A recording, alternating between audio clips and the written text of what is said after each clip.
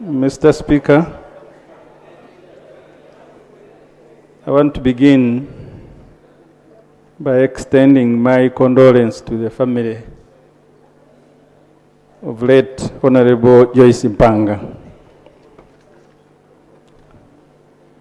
Mr. Speaker, at the beginning, our society glorified excellency. That's why the Joyce Mpangas were able to make it to the top. I want to ask, Mr. Speaker, I am not one of the supporters of affirmative action. I think people need to fight. Those who fought like the Mpangas, that's why they turned out the way they were. The affirmative action, especially once abused,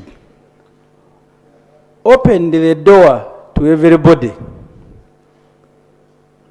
It ended up bringing kunkumura politicians.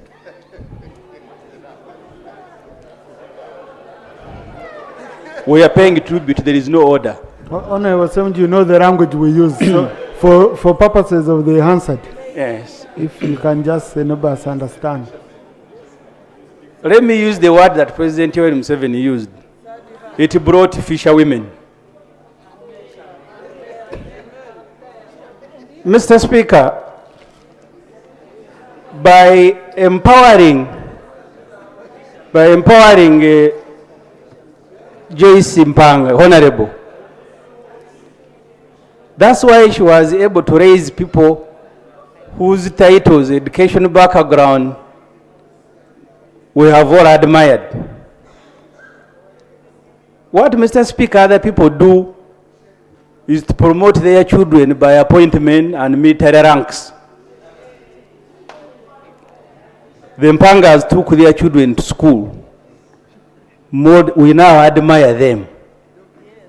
My message, since Mr. Speaker, you are our leader, is to tell those individuals who think that children can be promoted by military ranks and appointments and wives, to think about the alternatives that the parents of the Mpangas took.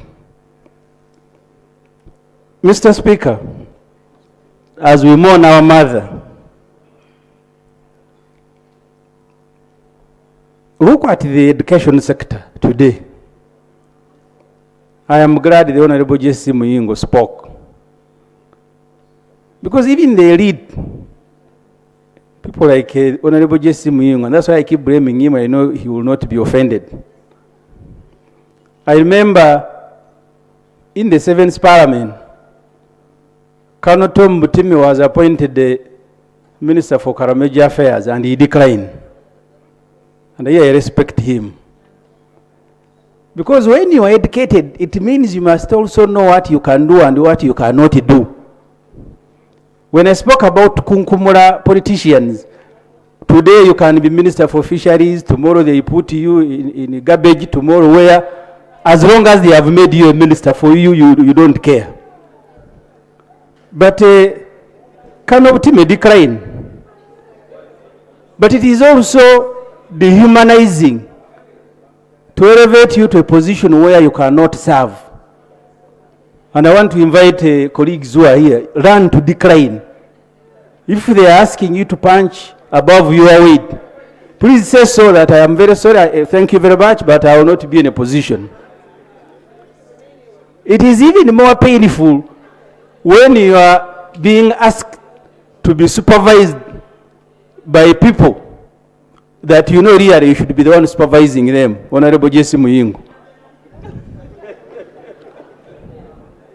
You went to school, I am referring now to Leti Mpanga. You went to school, did this masters, did this one, and then they bring senior to dropouts to be your supervisors. And you salute them. We are here thanking her because she went to school, she was an educationist, but she also had the excellency. That's why when you're talking about her children, you are all very happy. These shortcuts are the ones that are killing the country. So I want to, Mr. Speaker, to say things before I sit. First, to thank the President for giving her state funeral. One of the things, by the way, he equitably gives these state funerals, official. So the other things, I refer you to the report of the Equal Opportunities Commission. The other things are dominated by others, but state funerals, the other day we had Honorable Chamber here, now we have Honorable Joyce Mpanga. When we are mourning, you must also behave.